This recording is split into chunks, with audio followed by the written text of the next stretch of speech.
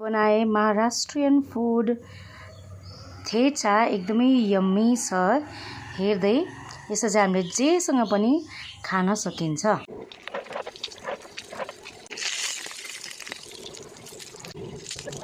Hi guys, आज चाहिँ म यो इन्डियन खाना ठेचा बनाउँदैछु।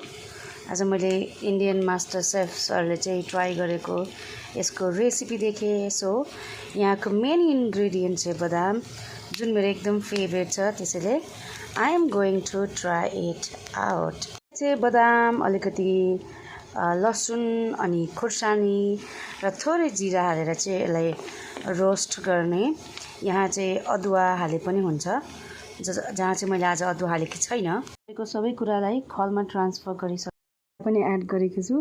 धनियाँ चाहिँ रहेन रहेछ हाम्रोमा, त्यसलाई म कुट्न जाँदैछु। यतिको भएपछि मैले चाहिँ एउटा बोटुकोमा हालेको छु। अब यसमा म थोरै कागतीको रस पनि एड गर्दैछु।